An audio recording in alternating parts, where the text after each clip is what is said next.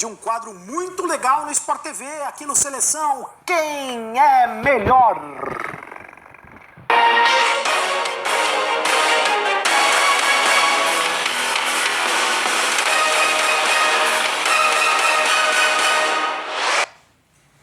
E no Quem é Melhor de hoje, fizemos um apanhado, né, de alguns destaques dos campeonatos estaduais e da temporada até agora do futebol brasileiro.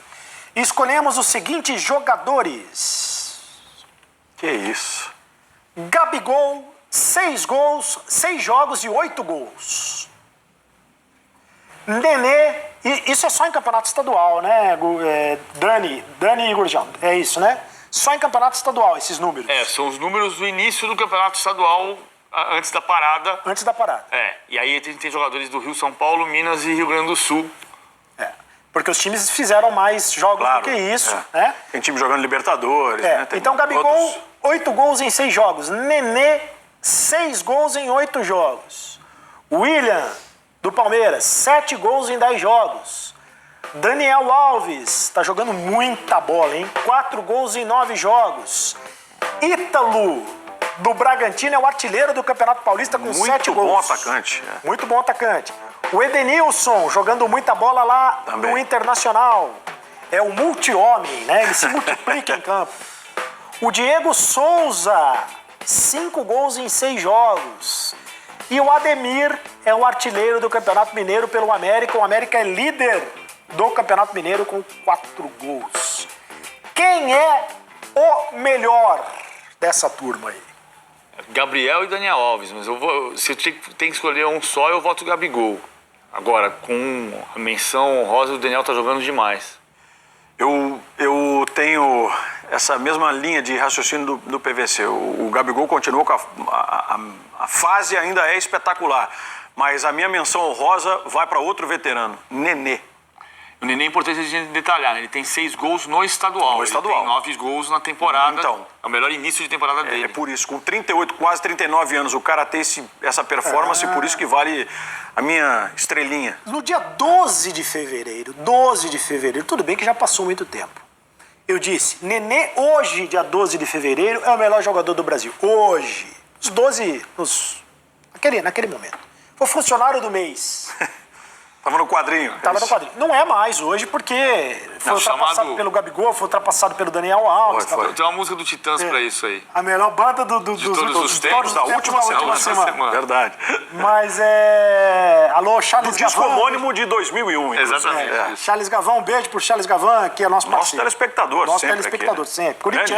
Corintiano. Long life rock and roll, Charles Gavão, é isso. E aí fala, mas é estadual. Estadual, o Nenê tá arrebentando no campeonato estadual. Mas é o que temos, Ele fez 3 gols na Copa do Brasil. Foi. Fez. E o Fluminense não tá eliminado da Copa do Brasil. Tem um jogo de volta contra o Figueirense quando puder. Sobre o Daniel Alves, pra gente arredondar aqui o papo. Jogando na posição ali de meio-campista. E muito se falava, ele chegou no São Paulo dizendo que queria jogar de meio-campista e eu mesmo critiquei. Ele recebeu críticas dizendo, não, tem que jogar na lateral, então. Tá jogando muita bola. Vocês acham que na seleção ele poderia também jogar de meio-campista? Acho que não. Eu acho que ali na seleção tem mais concorrência e acho que o Daniel tem na seleção um papel de liderança e não de craque do time. A camisa 10 confunde muito a gente. Sim. Porque não é porque ele veste a camisa 10 que ele vai ser um 10. Até porque o 10, mesmo quando era o 10 clássico, tinha 2 tipos de 10, né? O ponta de lança, Pelé era 10, o Zico era 10 e o meia armador. O Pedro Rocha era 10.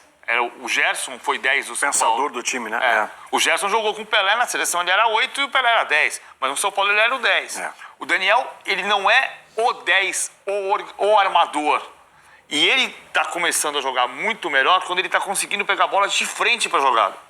Se você colocar o Daniel como, se fizer um 4-2-3-1 e ele como meia central, ele vai receber de costas e ele não vai conseguir jogar. O que está acontecendo é que está jogando o São Paulo, na minha opinião, com o Tietê de primeiro volante, com o Igor Gomes de meia e o Daniel faz um papel híbrido aqui. Ele vem na linha do Daniel Alves do Tietê para fazer a saída de bola, mas ele chega na frente, de frente para a jogada. E isso deu condição dele fazer gol, como fez contra o Oeste, como fez contra a LDU, entendendo o jogo. E aí, ele passa a ser o organizador sem ter a necessidade de jogar na função de organização. Na função de 10 meia armador. E a partir daí ele consegue colocar em prática a qualidade que a gente sabe que ele tem, né? E exercer no São Paulo, agregando a essa qualidade que é inevitável, a questão da liderança, né? Ele ajuda o time em todos os sentidos. Ele consegue fazer disso algo positivo para ele e para o time, né? Ele equilibra o São Paulo nesse sentido. Qualidade técnica mais a liderança. Eu não sei se o Daniel vai chegar na Copa do Mundo. Eu não sei se o Thiago Silva vai chegar na Copa do Mundo. Eu tenho as minhas dúvidas também, PVC. Mas eu acho que o Júnior jogou na seleção brasileira em 92 e todo mundo sabia que ele não ia conseguir chegar em 94. Anos tinha, Mas quando ele jogou em 92, ele ajudou a dar um sentido de equipe para aquele time.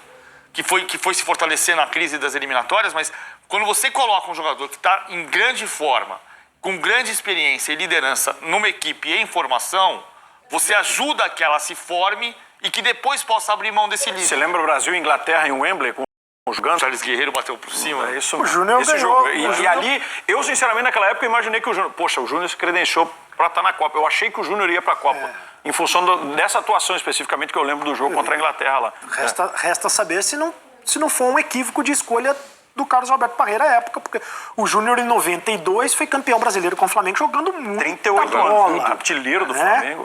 Então talvez tivesse credenciado mesmo para disputar a Copa do Mundo 2 anos depois, né? Ele chegou como espião da CBF na Copa do Mundo. Não tinha mais a perna de ser a referência daquele meio campo. Tanto que ele tinha parado de jogar em 93, né? Exato. Ele tinha parado de jogar em 93. Ele chega a jogar Libertadores pelo Flamengo. Ele já tinha parado de jogar. E ele depois ele vira técnico. Ele é o técnico vice-campeão da Supercopa. Então naquele desculpa, ano. Parreira. Então não tinha como convocar o Júnior mesmo. Desculpa, Parreira. Mas a liderança dele ajudou ao time amadurecer. Foi.